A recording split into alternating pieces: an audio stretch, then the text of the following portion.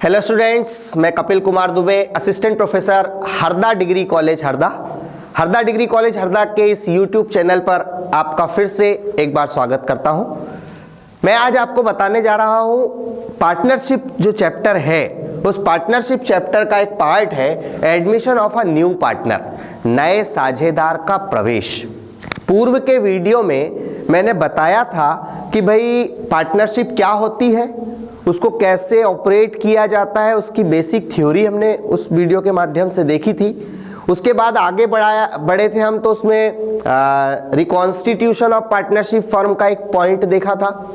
Goodwill उसमें देखा था कि गुडविल कैसे निकाली जाती है, गुडविल की मेथड कितनी होती है, उनको कैसे कैलकुलेट किया जाता है, वो सारी चीज़ें हमने पिछले वीडियोस के माध्यम से जो है वो समझी है। आज मैं उसका एक पार्ट आपको बता रहा हूँ। उसी में जब हम आगे बढ़ते हैं, रिकॉन्स्टिट्यूशन ऑफ पार्टनरशिप फर्म, साझेदारी फर्म का पुनर्गठन, ठीक है ना, उसी में एक भाग आता है admission of a new partner, नए साझेदार का प्रवेश क्या होता है। ठीक है, एक थ्योरी का क्वेश्चन बनता है इसमें कि what explain reasons of admission of a new partner, नए साझेदार के प्रवेश के कारणों को समझाइए। किन रीजन के कारण आप किसी पार्टनर को एंटर कर सकते हो, अपनी फर्म में साझेदार के रूप में बना सकते हो। तो देखेंगे आप यहाँ पर ये एक डेफिनेशन लिखी हुई है कि as per the Indian partnership act 1932, ये ऑब्जेक्टिव का क्वेश्चन भी है। पार्टनरशिप एक्ट कौन सा होता है, तो 1932 आपको याद रखना है ना। साझेदारी अधिनियम 1932, एक्ट 1932, 31 और ब्रैकेट में 1, ये उसका पूरा, यानी आपको admission of a new partner की जो डिटेल है वो इस एक्ट के अंतर्गत इस सेक्शन में आपको पूरी जानकारी मिल जाएगी। ठीक है ना।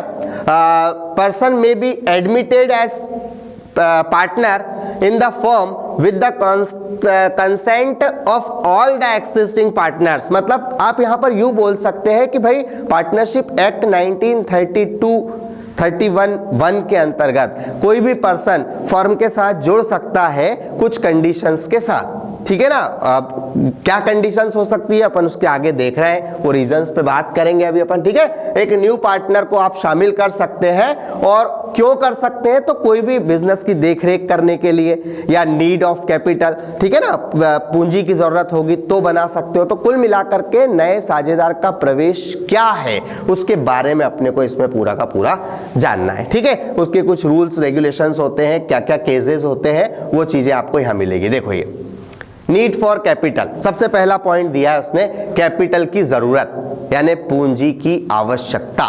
जब फर्म को या फर्म के कोई साझेदार थे, काम कर रहे थे, लेकिन उनको लगता है कि यार और हमको एक आध व्यक्ति को और शामिल करना चाहिए ताकि वो पैसा अपने पास बढ़ेगा और उस पैसे से अपने बिजनेस को अपन और आगे ले जा सकते हैं, तो आप नीड ऑफ कैपिटल यानी पूंजी की आवश्यकता की पूर्ति करने के लिए नए साझेदार को प्रवेश के रूप में शामिल कर सकते हो। उसके बाद दे रहा है स्पेशल एलिजिबिलिटी।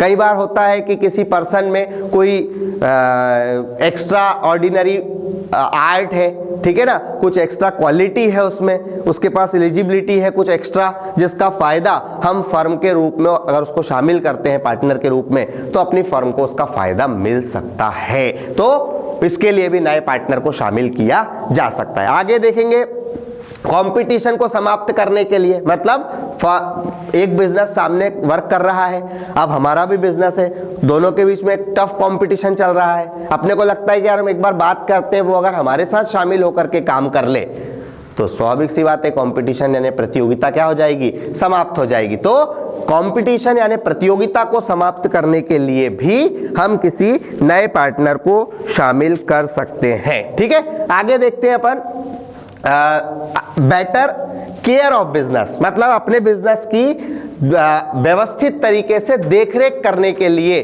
भी आप नए पार्टनर के रूप में किसी पर्सन को शामिल कर सकते हैं। ठीक है, उसके बाद और आगे देखेंगे प्रोग्रेस। हम अपने बिजनेस को और आगे ले जाना चाहते हैं, व्यवस्थित तरीके से ले जाना चाहते हैं, उसकी सफलता की ओर बढ़ना चाहते हैं, प्रोग्रेस देखना चाहते हैं, तो आप किसी एक्स्ट्रा पर्सन को शामिल करके एडमिट कर सकते हो।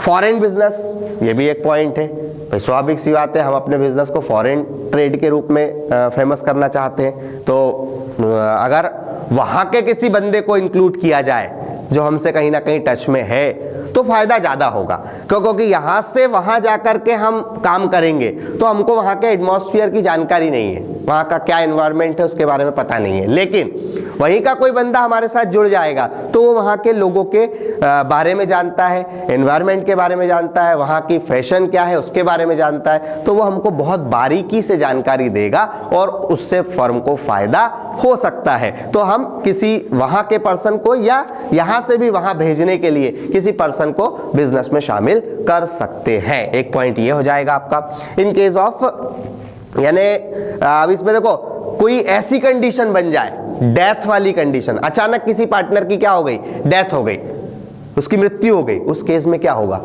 उसकी जगह खाली हो गई। अब खाली हो गई तो अपने को कहीं ना कहीं काम तो करवाना पड़ेगा।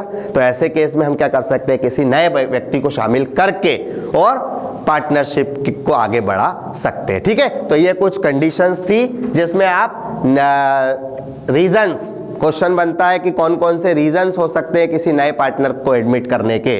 ठीक है, नए साझेदार के प्रवेश के कारणों को समझाइए, तो वो पॉइंट आप यहां पर देख सकते हैं। ठीक है, इसके बाद आगे बढ़ते हैं हम। Right of a new partner, नए पार्टनर को कौन कौन से राइट होते हैं ये भी ध्यान रखना, ये भी कई बार 2 या 3 नंबर का एक छोटा सा क्वेश्चन बन सकता है। ठीक है, तो नए साझेदार के अधिकार बताइए। ठीक है, अब नए साझेदार के अधिकार की बात करेंगे तो देखो इसमें जो है 2 प्रकार से दिया है, right to share in a firm property और right to share in a firm future profit. एक तो फर्म की संपत्ति में उसका क्या अधिकार होगा वो वाली बात इसमें आती है, और एक होता है फर्म के प्रॉफिट, जो भी बिजनेस में फ्यूचर का प्रॉफिट होगा, भविष्य में जो भी लाभ होगा उस लाभ में उसका हिस्सा होगा, ये उसको अधिकार मिले हुए होते हैं। तो इस प्रकार से एक थ्योरी का क्वेश्चन, 2 थ्योरी के क्वेश्चन हमने इस पॉइंट में देखे। ठीक है, पहला रीजंस यानी प्रवेश के कारणों को बताइए, और नए साझेदार के प्रवेश के कौन कौन से अधिकार हो सकते हैं, नए साझेदार जो आता है उसको कौन कौन से राइट मिलते हैं, वो वाली बात हो गई। ठीक है, अब कुछ न्यूमेरिकल मैं आपको यहाँ पर समझा रहा हूँ। एक न्यूमेरिकल से पहले एक इसमें जो सबसे मेन पॉइंट रहता है, जब अपन admission of a new partner की बात करेंगे तो एक थ्योरी का क्वेश्चन और बन जाता है। ठीक है, वो होता है what is revaluation account. What is revaluation account का मतलब क्या होता है, पुनर्मूल्यांकन खाता क्या है।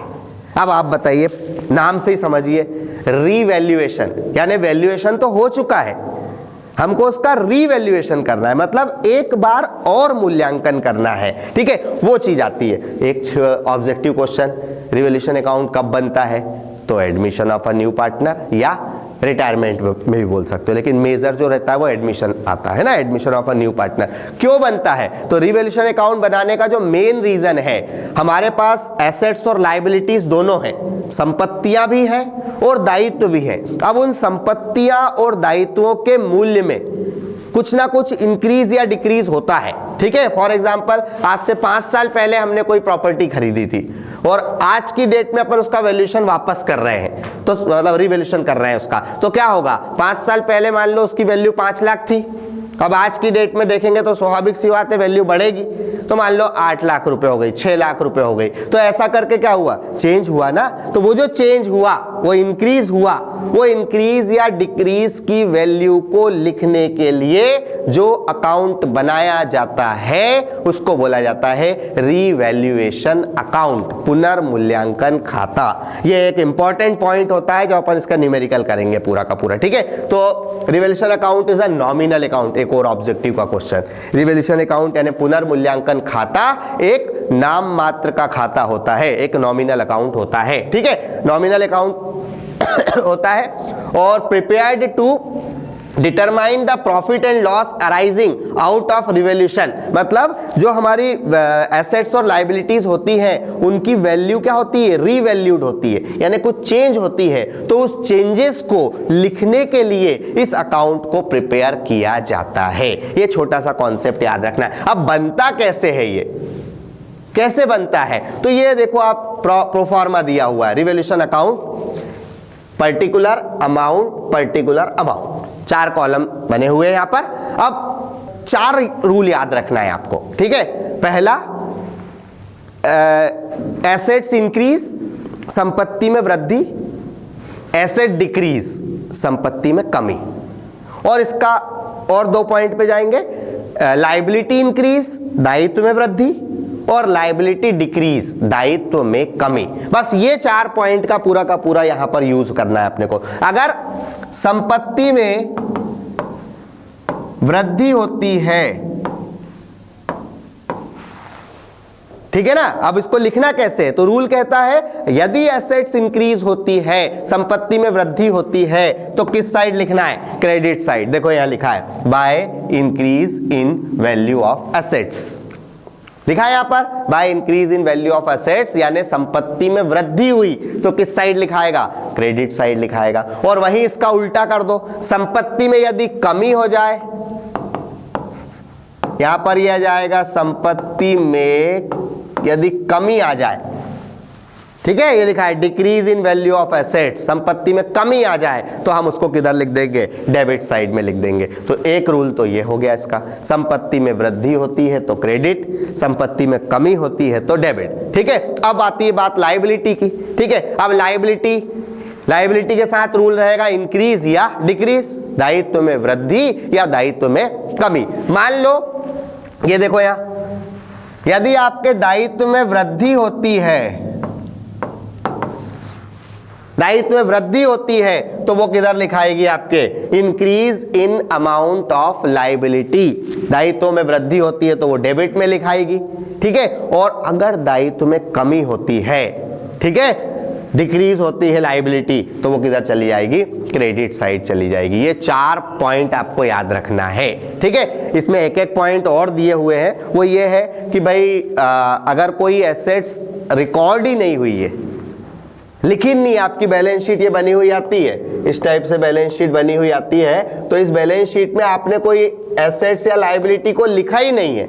अब जब लिखा ही नहीं है तो सीधी सी बात हो गई, पहली बार आप लिखोगे, पहली बार लिखोगे मतलब वो इंक्रीज हो गई, इंक्रीज हो गई तो किधर आ जाएगी, क्रेडिट साइड आ जाएगी। और अगर कोई लायबिलिटी अनरिकॉर्डेड है, लायबिलिटी को आपने नहीं लिखा है, तो आप उसको किधर लिखोगे, ये डेबिट साइड, अनरिकॉर्डेड लायबिलिटी, वो इंक्रीज मानी जाएगी। तो कुल मिलाकर के ये छोटा सा फॉर्मेट है, ये अगर थ्योरी के रूप में पूछ लिया जाए तो ऐसा का ऐसा आप बना सकते हो, ये एक कंप्लीट क्वेश्चन हो जाता है थ्योरी का, और यही आपका न्यूमेरिकल में काम दे जाएगा। आप जब आपका इसका प्रॉफिट या लॉस भी तो निकालना पड़ेगा आपको, तो यदि क्रेडिट का टोटल ज्यादा आता है, ये वाला यहाँ पर टोटल लगाएंगे और यही टोटल यहाँ लगा देंगे, और इसमें से ये जितने ही पॉइंट इधर होंगे उन सबको क्या कर देंगे, माइनस, तो जो बचेगा वो आपका ये प्रॉफिट कहलाएगा।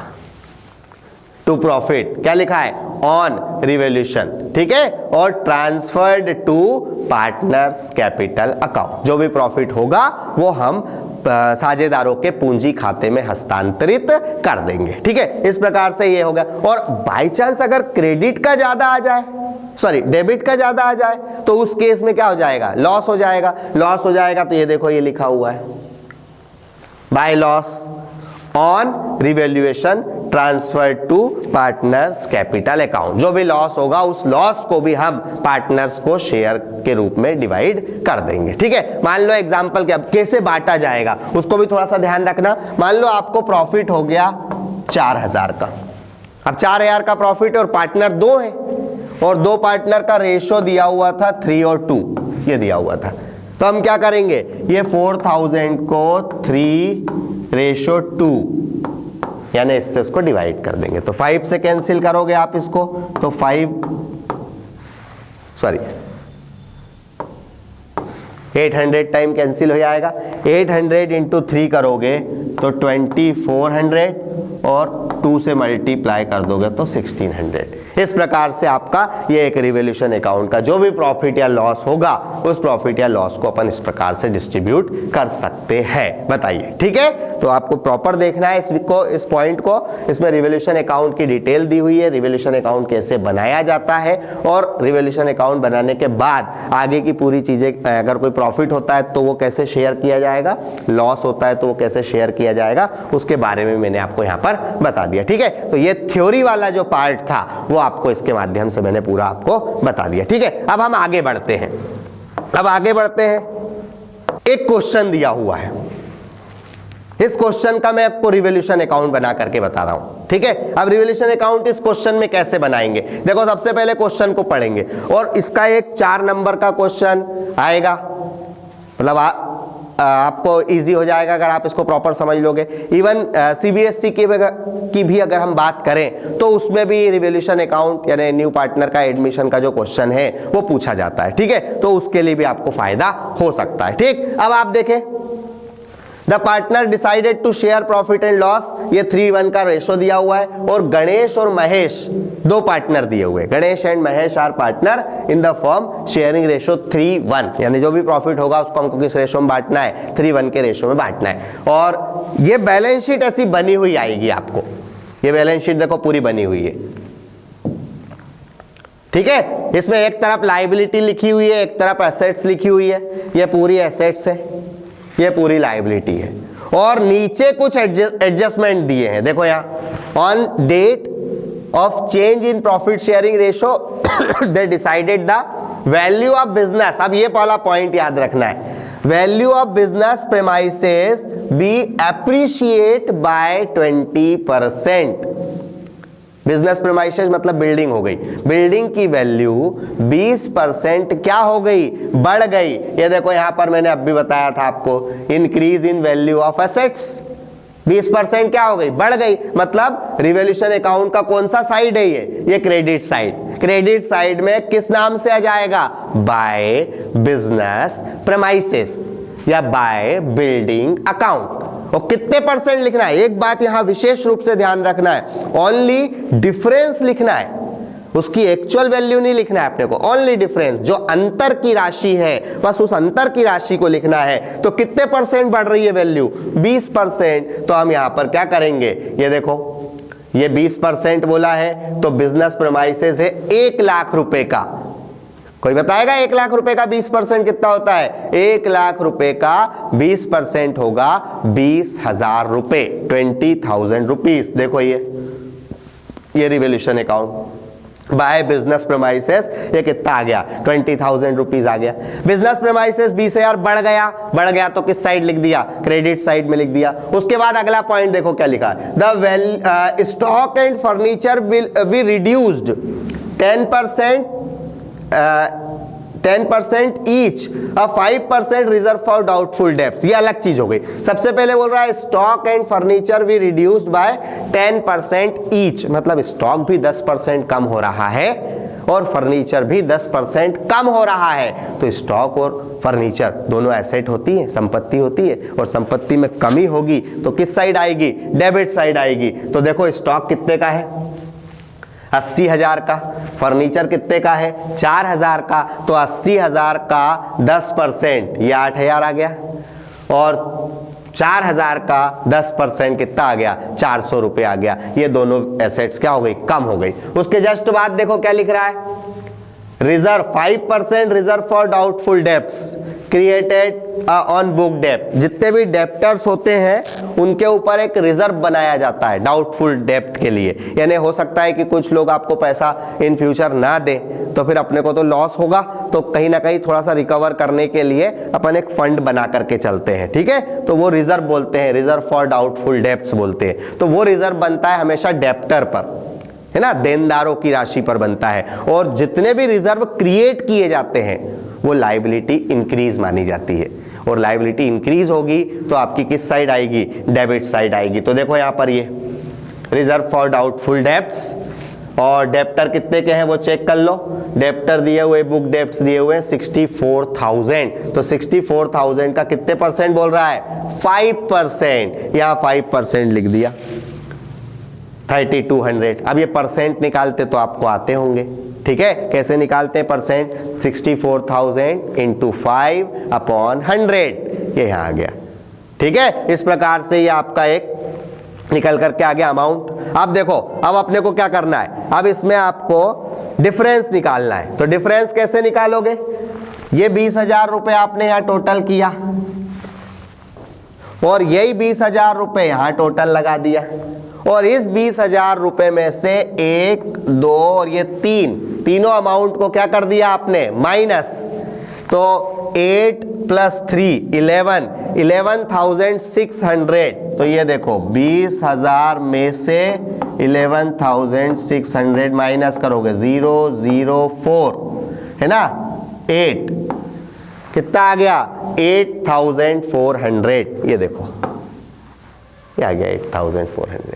ये बन गया आपका रिवैल्यूएशन अकाउंट, है ना, पुनर्मूल्यांकन खाता, और उसका ये प्रॉफिट निकल के आ गया। और इस प्रॉफिट को हमको बांटना है, तो किस रेशो में बांटोगे? 3:1 का रेशो था, ऊपर अपन ने क्वेश्चन में देखा था। तो 3 और 1 का टोटल कितना हो जाएगा 4 से पहले इसको कैंसिल कर दो, 4 2 जा 8, 4 1 जा 4 और 00, और मल्टीप्लाई करोगे 2100 को 3 में करोगे तो ये 6300 आ गया, और 1 में करोगे तो 2100 आ गया। ये आपका एक अकाउंट प्रिपेयर हो गया, रिवैल्यूएशन अकाउंट, पुनर्मूल्यांकन खाता। ठीक है। अब कई बार क्या होता है, पुनर्मूल्यांकन खाते के साथ साथ इसका कैपिटल अकाउंट भी पूछ लिया जाता है कि इसका कैपिटल अकाउंट भी बनाओ। ठीक है। तो अब देखो कैपिटल अकाउंट में क्या करना, बहुत इजी है कैपिटल अकाउंट बनाना। आपके पास ये बैलेंस शीट बनी हुई है, ये देखो, ये गणेश की कैपिटल और महेश की कैपिटल दोनों की लिखी हुई है। हमको ये कैपिटल से कैपिटल अकाउंट नया बनाना है।